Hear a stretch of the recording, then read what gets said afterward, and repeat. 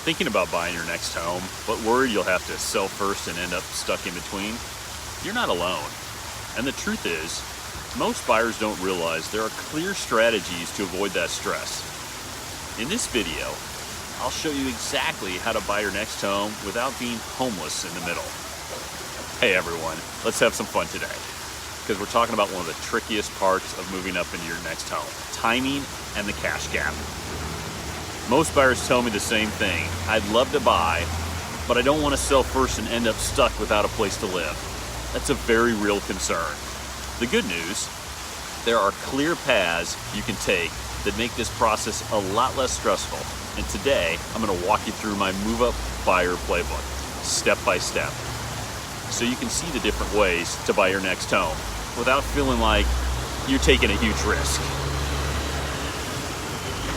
Before we even talk about financing options or strategies, the first thing I do with my clients is focus on 3 key numbers. Number 1, your monthly comfort level. What's that payment? You feel good about it? Not just what you qualify for. Number 2, your cash to close. How much you'll actually need in hand for down payment, closing costs, and reserves. Number 3, your equity position. How much equity you really have in your current home and how that equity could support your next move. You know, I recently worked with a family who was nervous about moving up.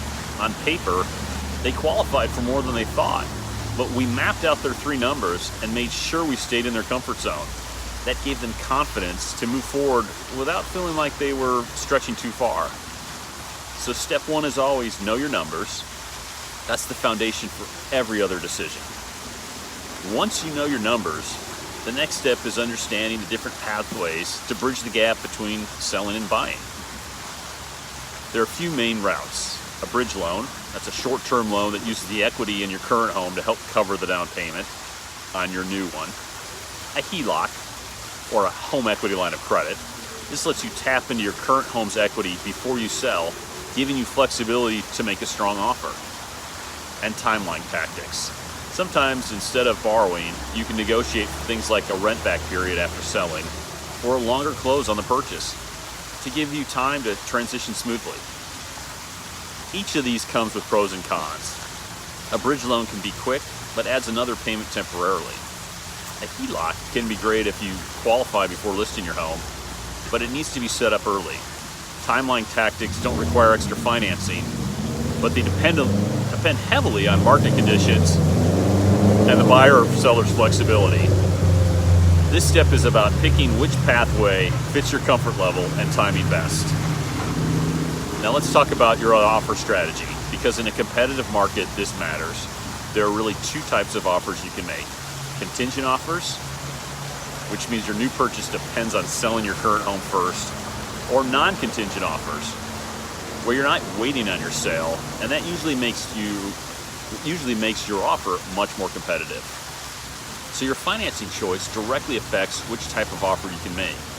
For example, if you're using a bridge loan or HELOC, you may be able to write a non-contingent offer, which can put you ahead of other buyers. If you're going contingent, you'll want to think about how to make your offer stronger, maybe with a bigger earnest money deposit or flexible terms. But the key is this: by planning financing up front, you give yourself more confidence and a stronger position when it's time to make an offer. Now, even with the best strategy, you always want to have some risk controls in place. Here's what that looks like. Build in buffers. Don't stretch every dollar you have. Leave some cushion in your budget. Trust me, you might need it. Have an exit plan. You know what happens if your current home doesn't sell as quickly as expected? And know when to list and when to lock. Timing does matter. Sometimes it makes sense to get your new place under contract before you list. Other times, you want your home on the market first. I always walk clients through different what-if scenarios so they feel prepared no matter what happens.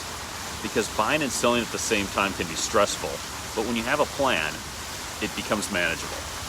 So let's bring this all together.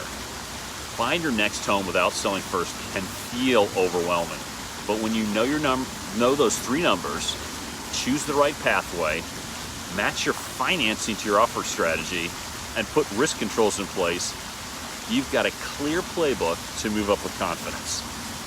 If you're in this situation and want help mapping out your own strategy, I'd love to connect. Just click the link below to schedule a quick homebuyer strategy call with me, and we'll figure out which route is the best fit for you. Thanks for watching, and I'll see you in the next video.